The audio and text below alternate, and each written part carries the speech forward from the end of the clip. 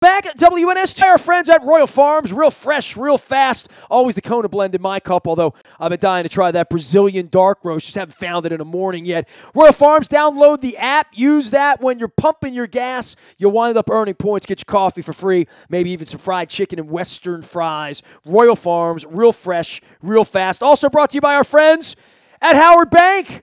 Community bank, but what they have is a relentless commitment to being the best at everything they do. That's Howard Bank and howardbank.com. Make sure you're looking for that new location right around the corner from you. Many locations popping up all over the area at Howard Bank. They sponsor our Be More Positive community and charity series heard on Thursdays on the internet. We're putting a spotlight on a charity of your choice, perhaps. All the charities we've had on have been listener recommended or friend recommended. Throw me an email, nasty@WNST.net. That's also brought to you by our friends at Cole Roofing. And Bill Cole joined me earlier this week to discuss all the same things that I'm about to discuss with this guy. Chris Pika is my literally oldest friend in media. I met him the first day I walked into the Baltimore News-American in January of 1984. It's now 2018, and Pika, when I think back to meeting you in 1984, the Colts were still here, right for another 7 or 8 weeks. The Orioles had just won the World Series. Sports First was in publication, which is how we met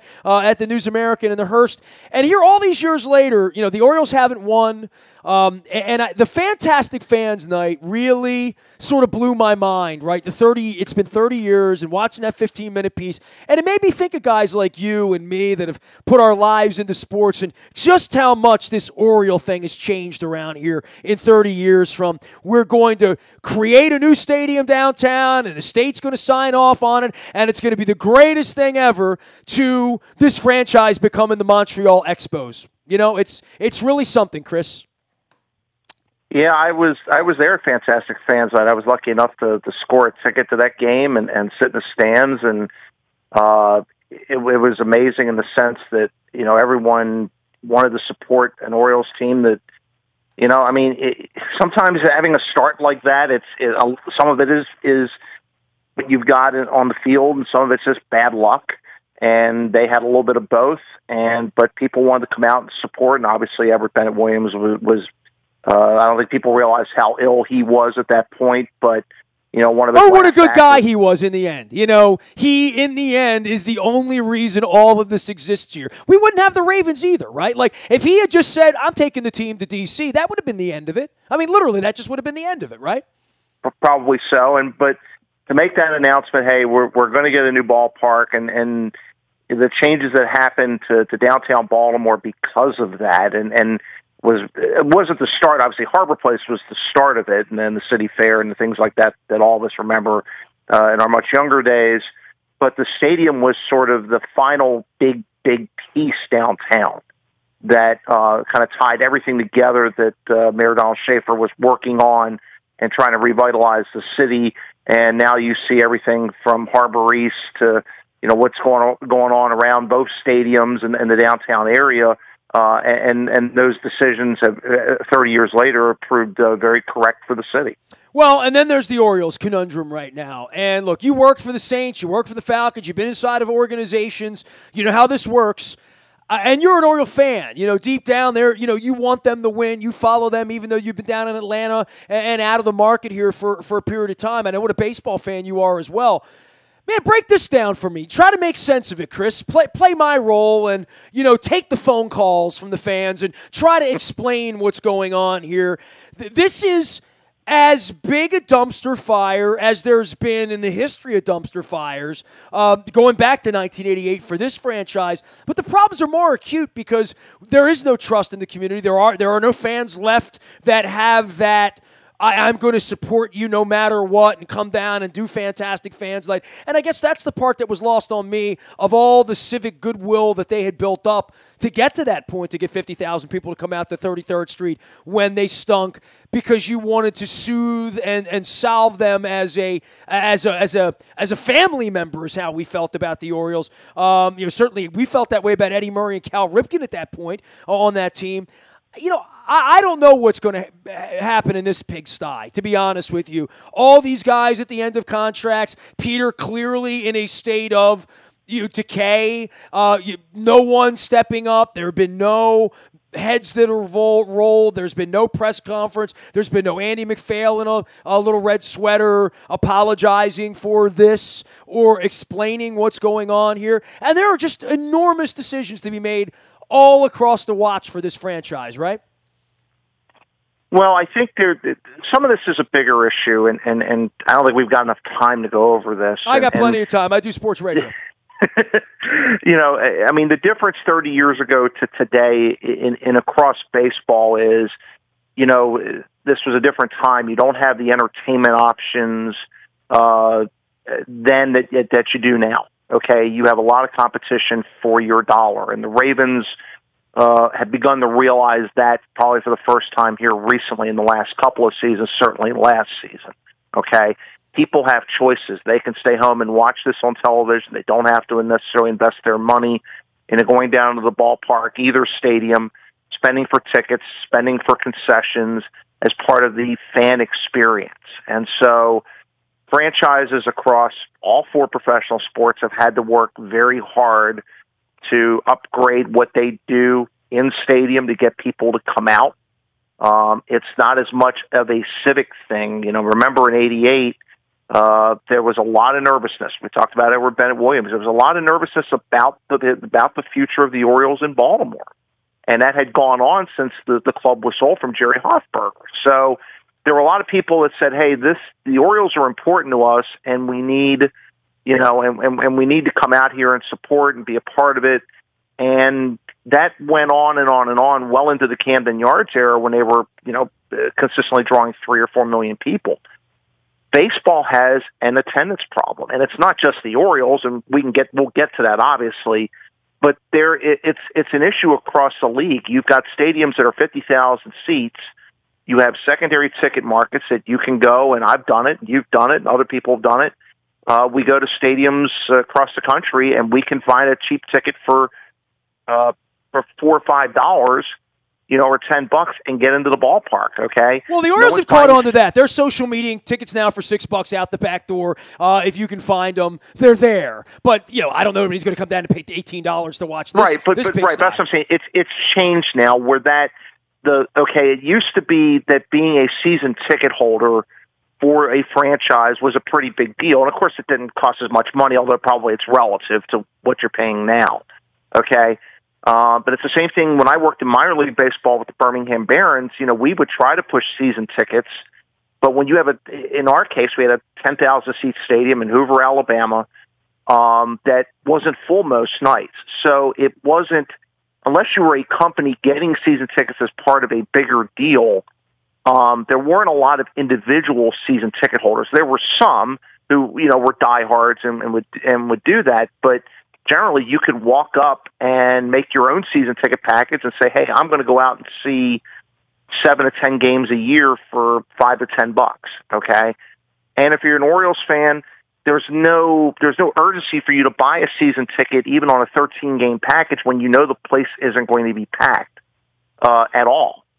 So, that makes it worse because you're trying to sell those mini game plans. You're trying to sell 13 and 26 game plans. And people are looking at you going, I can get it cheaper doing it the way I want to do it, and I can get to see the games I want to see, either because I'm a diehard Orioles fan, or I really want to see these teams come in and these players, or these nights when they're doing doing the giveaway nights. And so that's a problem across baseball. That's not endemic to the Orioles, but certainly the start that they've gotten off to.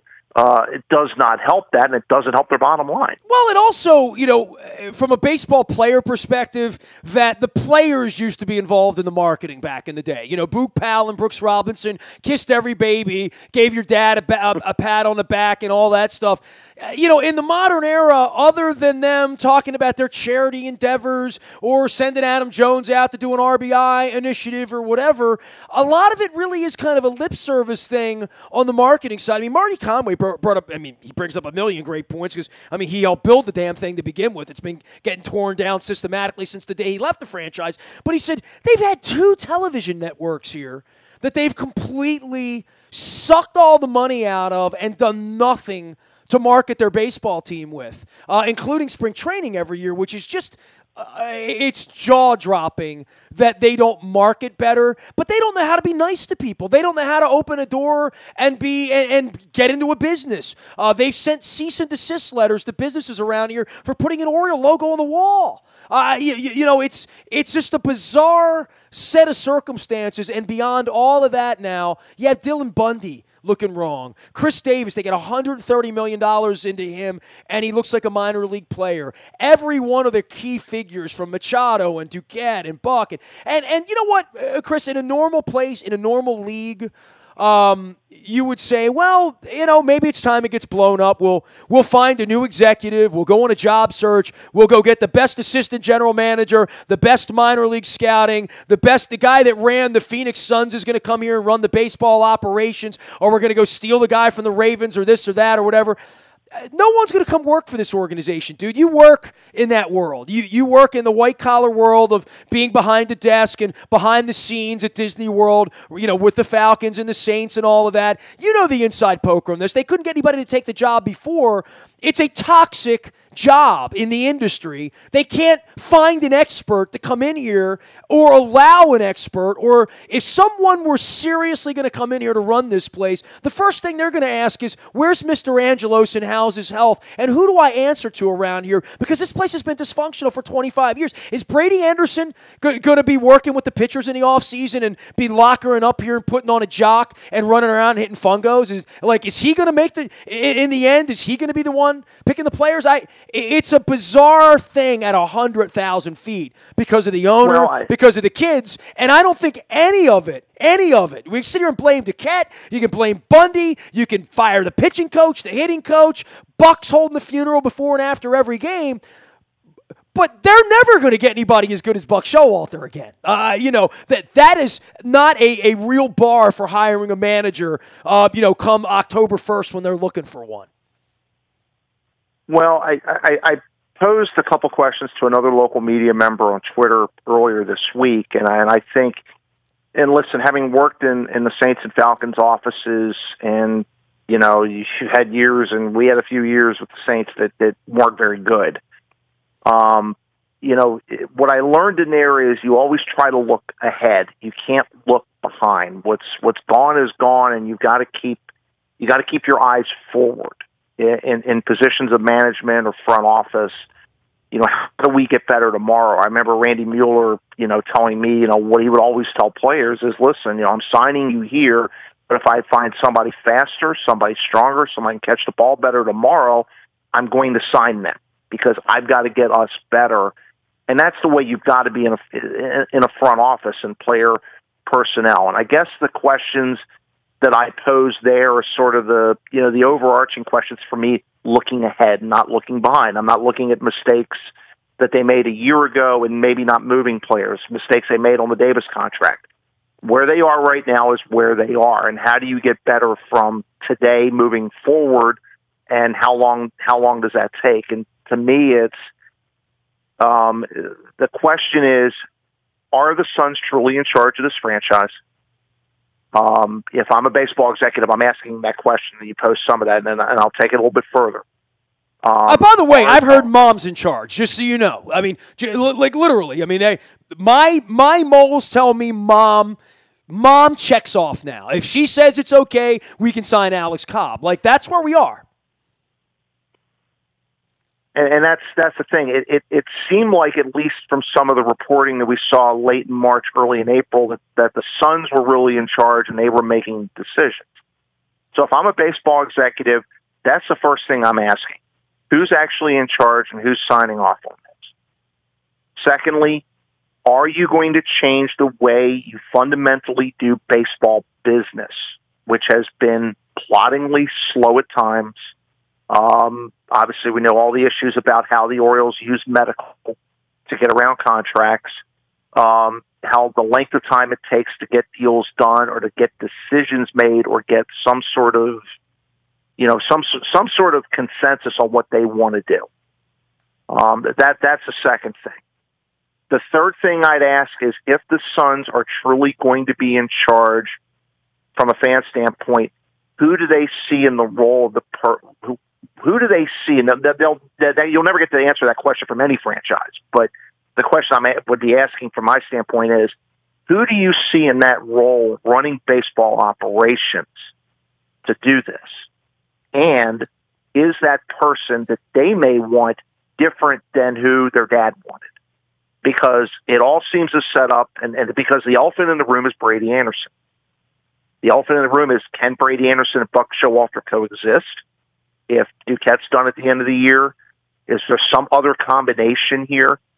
Do the Suns have something else in mind? Because it's always seemed to set up that Brady Anderson is going to be the next general manager of the club, and that's what Peter Angelos wants.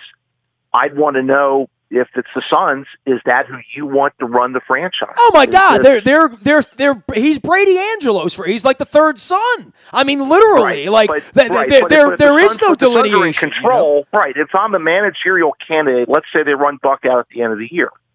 If I'm a managerial candidate, that's what I'm trying to figure out. Well, you need to be a fob. You need to be a friend of Brady. I mean, I guess that's where we are, right? But what's his relationship to the Suns at this point? I guess is what I'm trying to ask. Well, it's got to be thick as thieves. He's got a key to the building, right? Like literally, he has been charged with Alex Cobb and all of this stuff, but not formally, which is just the way the Angelos family does business, which is we never really know who's making the decisions because there's never anybody out in front of it except Buck has to, Buck gives good press conference, right? Buck puts a face on it before and after the games, whether he checks off on it or not, his check clears every 15 days, right? And that's only going to happen for the next 4 months. So at this point, why rock the boat if you're Buck? You play out the deal and go manage somewhere else or go back to ESPN or wherever they're going to, at Major League Baseball Network or wherever that'll be, I'll argue this with anyone. I think that Buck Showalter, if you look in the group of Orioles managers all time, he's probably number 2 behind Earl Weaver. He probably had the most organizational impact of someone since Paul Richards in the late 50s that basically set up what we knew as the Oriole way for the next 30 years after that. And how that's set up. I think Buck is probably, at least third, if not second on that group of most important Oriole managers. And I don't know if Buck's up for the challenge, if he's expressed an interest, if he wants to move upstairs and be the GM and not manage this club on a day-to-day basis. But it's got to wear on people, and Buck fundamentally changed his franchise when they desperately needed it. And I think in a lot of ways, the organization above him has failed Buck Showalter. They really have. They've really failed him in letting him teach, and he wrung everything he possibly could get out of that group, of that roster, over the last 5 years, and give them playoff runs and give hope to the fan base, hope to the franchise that a lot better days were ahead. And unfortunately, I'm not going to use that cliche, but it becomes a situation where it all points to the general manager and the fact that Angelos would not let Duquette leave for Toronto when he desperately wanted to go, and made him basically sit in this job until his contract is up at the end of this year. Oh, we knew that was a bad idea that day, right? I mean, and we knew that's not normal. That's not the way it works in any industry, anywhere in life.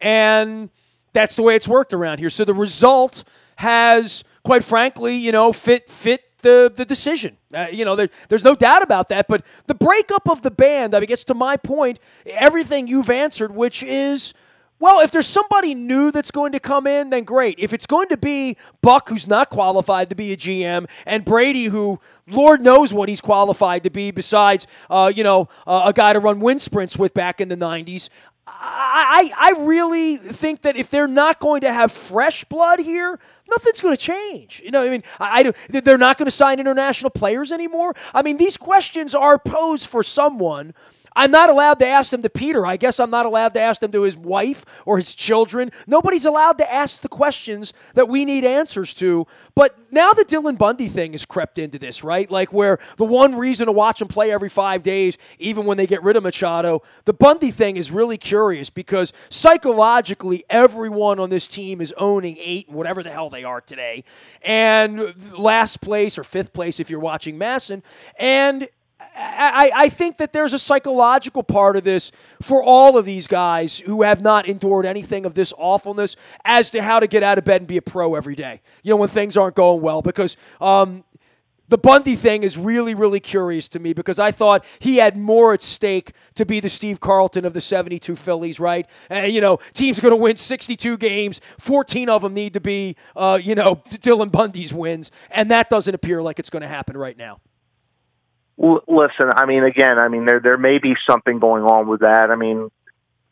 We've all seen pitchers have just awful nights. Okay, Jim Palmer had threw a few clunkers along the way. Scott McGregor threw a few clunkers along the way. It's unfortunately it's magnified because of the start and what happened in the first inning. Hopefully this isn't the start of something else with Dylan Bundy. I have some faith that that's not the case, but we'll see if there's an injury issue or something else going on with him at the moment.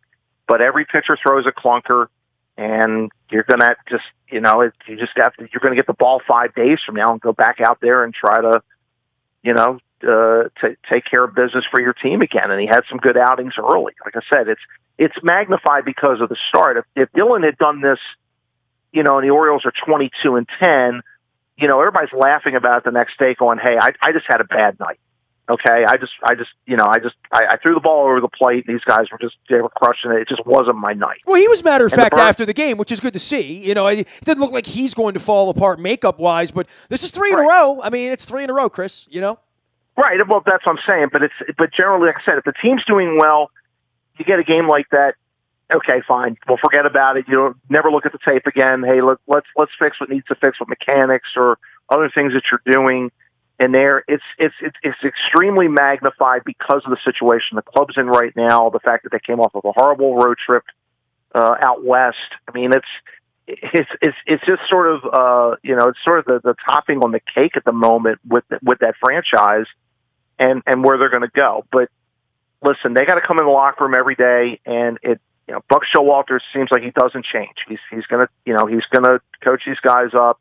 He's gonna do what he does as a manager day in and day out. He isn't a guy that gets super emotional one way or the other. It's just trying to keep players even keel, and that's the one thing I did learn in my minor league days is not to get too high or too low. And you've got to manage guys that are hanging their heads a little bit, and you can't go breaking sticks over them. You've got to gently say, hey, this is what you're doing well. Earl Weaver used to coach the Orioles of the 70s a lot harder when they were winning than they were when they were losing. And Showalter, to me, seems like the same type of guy. When they're winning, he's kind of crawling all over them about doing things the right way or doing the little things.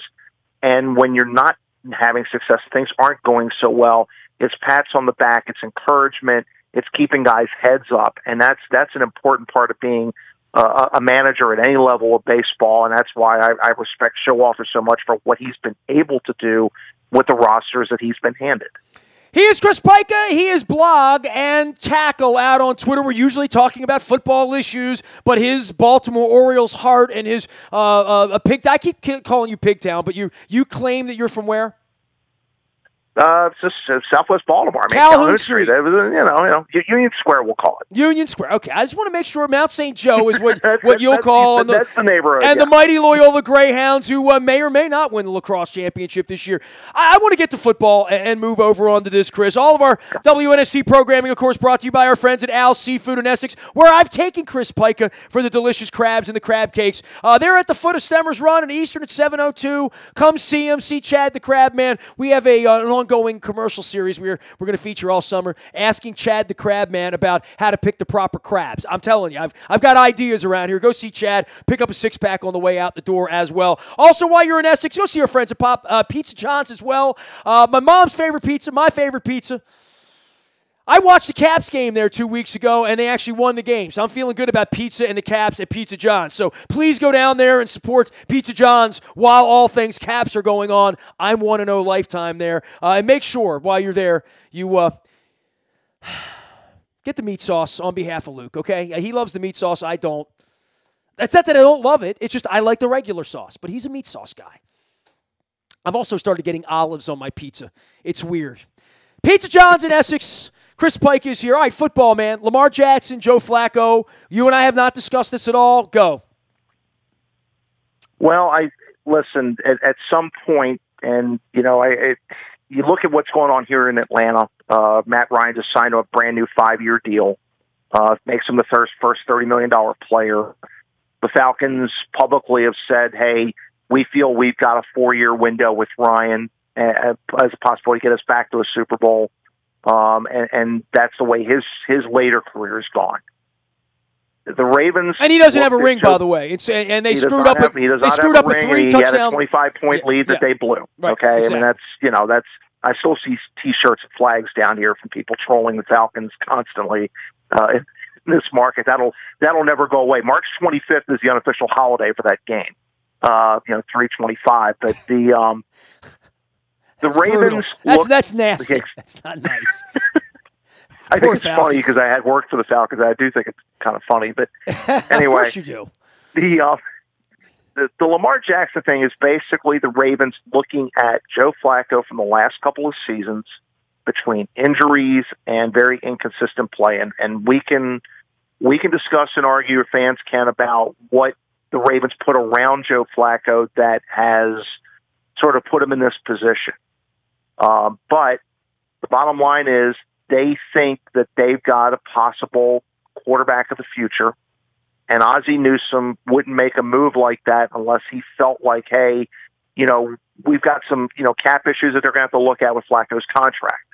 And I said at the time when Flacco signed it, everybody was kind of, screaming about the money they were giving him. I said, this is going to look like a bargain once you see the next set of quarterback contracts. And we're seeing that. I mean, Aaron Rodgers will be up again soon. I mean, there are going to be guys making a ton more than Flacco's making at quarterback, and Ryan isn't costing the Falcons that much against their total cap number, the way they've structured it. But the Ravens are looking at Joe Flacco, and they're looking at a window of, is it 1 year and trade him? Is it, do we get 2 more good years out of him? Ozzie did a smart thing in getting back into the first round to get that 5th year on the Jackson's contract, so that they needed to wait 2 years. They had more than enough time to do so. But listen, it's from right now to the start of training camp, and every snap in training camp, every snap in the preseason, it's Flacco versus Jackson. And the Ravens are going to have to manage this. And every time Flacco goes out there and throws an interception or throws a series of incompletions to the receivers core they now have and the tight ends they now have, the fan base is going to be riled up there. The backup quarterback's always the most popular guy on the team. And when you drafted a guy that looks like your next franchise quarterback, the fans are going to want this guy to play sooner than later. And every mistake or everything that Flacco does that isn't perfect, they're going to be looking, going, hey, why aren't we putting this kid in the game? And that's what the Ravens are going to have to manage. And they know that, and every team knows that when you draft that. I mean, Pittsburgh is, Ben Roethlisberger hasn't been very kind to the 3rd round quarterback that they took. Flacco at least has been a professional to a guy that they took in the 1st round. So far, so good. They can't lose until Buffalo shows up. Let's see here. 1 o'clock, September 9th is on my calendar. The Orioles are going to play a lot. And, Chris, are you betting on the Caps or against the Caps? Be honest with me here, as I get on the plane for Tampa. Rooting for the Capitals, and I work game nights. I was there for the 4 overtime game against the Islanders in '87. I always forget that about you, that you have a little hockey in your soul too. I saw you at the Capitol Center in those days. We were in the rink together that night as well. Yep. And with Ed Frankovic, and we worked down there every night, and it feels almost like Charlie Brown and Lucy. Every year, being a Capitals fan, you're waiting to kick the ball, and every year Lucy pulls the ball away, and the Caps fall flat on their back, and that's what it feels like to be a Caps fan. Year in and year out. Well, it felt that way as a Cubs fan or an Eagles fan or a Cleveland fan or, anybody doesn't win. I mean, you talk about the Falcons. They blew a 25-point lead. well, the Capitals were in a sense was different because the Cubs and Eagles had a lot of years where they weren't very good. The Capitals have had so many years where they've been, I wouldn't say dominant, but Lord knows they've looked really, really good. They got a lot of points in the regular season, a lot of wins. They had all this potential, and it never matched what they were like during the regular season. And that's the thing that drives me crazy. You look at this team over 82 games, you're going, okay, they got a real shot at making a run at this, and then second round fall flat, second round, first round fall flat. And it drives you crazy as a fan because you know that the talent is there, but whatever that missing piece is, they don't have it. I mean, they're looking at still a very hard road. I mean, Tampa Bay's a very good team, and if they manage to get past that, now any of those teams in the West is tough. Yeah, I mean, I've watched all this during the playoffs because I've been watching a lot of hockey. They are good enough to win the cup. There's no doubt. Holtby's good enough. Ovechkin's good enough. We'll see how the Backstrom injury, but they're good enough to win. Now they're playing on the road, which they never play on the road in game one, right? Because they're always the better team. They always get out of the tournament before they have to, see anybody better than them.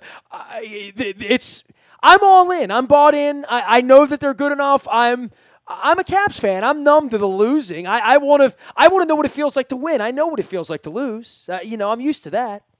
Right? Yeah, and listen, I think, like I said, I saw Vegas live when we were up at the Super Bowl. I got to see them against the Wild. I mean, what a great story that is that they can get to the Stanley Cup Final as an expansion team. The Caps, if they get to that point and they're facing Vegas, the entire country is going to be rooting for Vegas because of the story. So you're fighting that part of it too. But listen, I go back to the days of Ron Weber and the crappy Capitol Center and listening to games on radio with them for years at home. And did you just call the Capitol Center crappy? There was nothing crappy about the Capitol Center when you were used to the Civic Center, right? I mean, come on. You didn't like the Capitol Center? I love the Capitol Center. I miss the Capitol Center. I miss everything about it. I didn't. Okay, I'll put it this way. I don't want to be snobbish about it. I just hated the press. I hated the press set up there that we always would. All right. But I mean, as a place to go and chase girls and see hockey and go see Rush and Van Halen, I mean, and Heavy Metal Parking Lot was filmed there, for crying out loud. The only worst seats in the Capitol Center was the ones way up like at the at center ice. You mean the ones that I could afford? And I could still justify it saying they're in the middle. An oxygen tank just to get up the steps. They're in the middle, though. That's what I would tell my dad. I know it's row V, section 121, but it's in the middle. It's in the middle. But they're the red seats, but it's in the middle. It's not in the end, Chris, love you, man. And to be fair, I have not seen a game at downtown DC. I've not been to the new arenas. It looks like the atmosphere is a lot different. It's not new. It's 21 years old. It's not new. Well, but in the sense of somebody who has not seen it, okay, but the atmosphere obviously is different in there than it was in the old Cap Center for them. And listen, I know they've got the talent to do it, but the disappearing act that some players, Ovechkin, in past years, he's got to show up front and center for them to win the cup, to hoist this thing in a couple of weeks, and. It's not an easy road, but I agree with you. They have the talent to do it. It's just they're going to have to get a couple of breaks, and they're going to have to win some games on the road like they did in Pittsburgh, some tough games in order to get that done. He is Chris Pika. He is Blog and Tackle out on Twitter and doing all things Bahamas Bowl and the Pro Football Writers and all that good stuff and running around. Be doing college baseball here any day. And, we'll see you at a production facility somewhere near you in Atlanta. Chris, always a pleasure, man. Take care. Keep the faith, all right? Thank you very much. Next time you talk to me, I'll be wiping the champagne off my lips of Tom Ebright and the Stanley Cup. See you later. Chris Pika joining us here from Atlanta. He is Blog and Tackle. You can find me anytime, anywhere out on the internet, Facebook, Twitter, LinkedIn, Snapchat, Instagram, streaming live on our Facebook as well as our YouTube WNSTV channel. All of our programming brought to you by King Discount Liquors. Give the King a ring. Lottery, beer, booze, me and the new commercial. It's going to be a good time. See him out on Pulaski Highway. I have no idea what thing they're going to do to me to make me embarrass myself on the next commercial, but I'm all in. It's my own little Wayne's World thing, so I sort of enjoy it. Fremont Mortgage, don't make a 30-year mistake by choosing the wrong lender. You need the right lender. That's Carl Delmont and our friends at Fremont Mortgage. They sponsor all of our Give a Spit swabbings for There Goes My Hero. We'll be back to doing some more live events into the summer and into the fall. Freedmont.com is the way to get all that information as well. And if you're heading down to the Preakness next week, make sure you check out the website, Preakness.com. You know, you can go down there and get a free tour of all the barns, or I should say up there or down there, depending on where you're coming from. Up there because it's hilltop, right? Up there, up the hill. Go to Preakness.com and check all that stuff out. We're going to be doing more horse racing here over the next 10 days, getting you ready for Justify, Baffert, all that good stuff. Woo! The buyatoyota.com audio vault there, 24 hours a day from anywhere in the world on your mobile device. Just download the TuneIn Radio app. You can listen anytime you want. We are WNST.net, AM 1570, and WNST Towson, Baltimore, and we never stop talking Baltimore sports.